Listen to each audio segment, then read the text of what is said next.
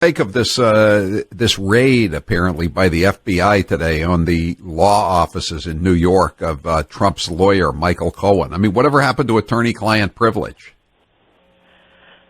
They are just crazy. I'm surprised they haven't raided you and me, Howie. Don't give them any ideas. It seems perfectly obvious, I think, to everyone what was going on here. Whether or not Trump knew about it or generally told Cohen, look, I'm running for president, there are going to be a lot of false allegations, I don't have time to deal with this. Remember, toward the end there, and this was the payment to Stormy Daniels went 10 days before the election. Remember the schedule Trump was on back then. He was doing like 3 rallies a day, just flying all over the country, in particular to the states that Hillary was not going to, like Wisconsin and Michigan. I mean, it was exhausting just trying to watch all those rallies.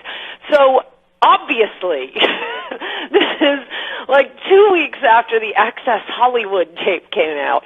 Whether or not the Stormy Daniels allegations are true, and I have a point on each side of that, whether or not they're true, if you're Trump's lawyer, of course you're going to pay her 10 days before the election to shut up. And then, liberals think, we have you now, that's a campaign finance violation. Yeah, it's a campaign finance violation. Yeah. Pay the fine. I know, like the Democrats don't have campaign finance violations, like, all those Hillary Clinton donors that they say best efforts, and they're all from the United Arab Emirates and Qatar and places like that. Best efforts. Right, best and efforts. The one that's most parallel is the John Edwards case, payments to someone we know to be not only a mistress but the mother of his child, she was being paid off by big donors. He was tried for that, but he put on a smarmy act in front of the jury, and all the ladies wanted him to date their daughters, so he ended up getting off.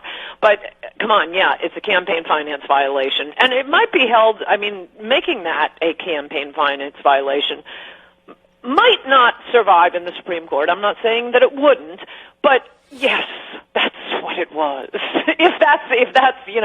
If it is a campaign finance violation. As for whether Stormy's telling the truth or not, I mean.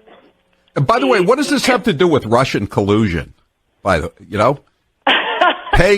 off a hooker before the election? That's the problem with an independent counsel. Once you have one, they'll get you on anything. They'll get you for jaywalking. The con side of the argument, that is to say, the believing Stormy Daniels and not believing Donald Trump on Stormy Daniels, is the fact that he has been in office for 2 years and we don't even have the wisp of a hope of a promise of his central campaign promise does make you think, this is someone who doesn't take his promises seriously, whether they're his marriage vows or the promises he made to 63 million Americans to build a wall. The pro side, I don't believe it happened side, includes the fact he did stop the caravan, though, didn't he? I don't know. They haven't reached the border yet. I mean, putting troops there, all they have to do is step inside the border and say, I claim asylum, and he's not doing anything more than Obama was. We have troops processing their applications and putting them on buses into the middle of the country. You've got to stop that. This is why we wanted a wall. This is why the voters may be smarter than the president here, but he figured out what chant it was we were chanting. There's a reason we want a wall, to prevent someone from just stepping across the border and saying, I want asylum. The con side of the part of not believing Stormy Daniels is, one, and I know you're going to get lots of angry calls for this, but she is a porn star, so she's not on my list of most credible witnesses. What possible motive could she have for coming forward? And as for the facts, did you see she's going to be?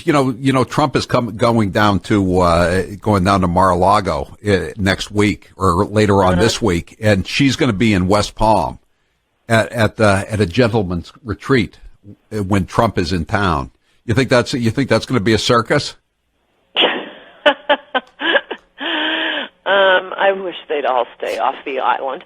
In any event, she claims that he didn't use protection the one time they had sex, which I have to say I'm kind of suspicious of, not only because Trump is a germaphobe, but unless he's had a vasectomy, that I don't think any man with a lot of money is that dumb. Yeah, I don't know. I don't know. Ann, what do you make of what's going on with the Syrian nerve gas attacks and the fact that Trump is talking about meeting with the military tonight, and it looks like there's going to be some kind of a retaliatory strike here by the U.S. Oh, man, this is a disaster, Howie. He ran on no more stupid wars. Why do we have troops all over the Middle East, all over the world, but we can't protect the country that we live in? No, that's considered, some sort of outrageous. What, you're thinking of using troops to help secure our border? No, we need them dying in faraway places that have zero effect on any American. How many Americans have been killed by Syrians in the last 10 years compared to killed by Mexican illegal aliens? How many? Well, very few. Very few. A handful, but they shouldn't have been killed. But all they want to do is go to war. We didn't elect the generals. Well, I don't think the generals don't want to go to war, do they? I mean, no one's talking about going to war, are they? As long as it doesn't make America safer. Oh, no. LBJ escalated the war in Vietnam. Any war that will not improve one iota any American's life, but a lot of our best Americans will die. Liberals love that. Ann Coulter, I have to play a cut from you of John Kerry, because this can't be happening in Syria, because John Kerry assured us repeatedly that all of the chemical weapons had been removed. Listen. It was his decision to decide to bomb that helped to bring people together so we could cut the deal that got 100% of the declared chemical weapons out of Syria. And people, nevertheless, have been critical of one day of bombing versus the virtue of getting 100% of the chemical weapons out of Syria. And I ask any of those critics today, where do you think you would be if ISIL today had access to those chemical weapons in Syria? A terrorist organization with weapons of mass destruction. But because of what we did, we got 100% of the weapons out, and they don't have access to those extraordinary weapons. So he said it 3 times. It must be true, Ann, right? How many Americans are killed by the chemical weapon of heroin that is pouring across our border versus chemical weapons being used by someone, we don't know by whom? It really defies logic that after Trump says, okay, we're pulling troops out of Syria, Assad does something like this in order to ensure American troops will stay there, with the entire swamp in Washington desperate to keep the troops in far-flung areas that, again, have nothing to do with Ann, the are you saying this is a deep America. Ann, are you saying this is a deep state operation to keep the U.S. troops in Syria? Well, it may not be. I'm not saying that it was yes, but I'm not saying it was the deep state that sent off the chemical weapon. I'm just saying, the 2 people in the universe that I am sure did not use chemical weapons are Donald Trump and Assad, Bashir Assad. Those are the only 2 I'm 100% sure did not. Whomever or whatever group used the chemical weapons, it's not the guy who was about to have troops pulled out of his country. And any criticisms I level toward the Obama administration on foreign policy, well, other than their involvement, other than getting involved and sending more troops to Afghanistan. But by and large, Obama I'm glad he didn't do anything after the stupid remark about the red line. My complaint was with him making that red line remark, who cares? But he announced the rest of the world is a cesspool. But he announced that he and Kerry announced that they'd gotten all the chemical weapons out, just like they announced that they had stopped the Iranians from building nuclear weapons. And now the Iranians are saying, well, guess what? We're going to go back to building nuclear weapons again, as if they ever stopped. That's true, but I'm not worried about them using nuclear weapons on us. I am worried about we're up to, I don't know if it's like 116. Didn't you tell me how many Americans are killed from from drugs every single day, from heroin every single day in America. It's more than die in car accidents. It's astronomical. This is on our border. This is what Americans care about, their communities. Oh, one thing that it did occur to me that kind of makes me laugh is you'd think the President of the United States, this bugged us so much at the time, just because, well, why is he calling it ISIL? That ISIL thing that Obama and Kerry used to call ISIS never really stuck. Nobody, it sounds so weird to hear it now, even with the President of the United States referring to this group as ISIL. Well, you know, where did Kerry, they get ISIL? Kerry what was also, the point of that?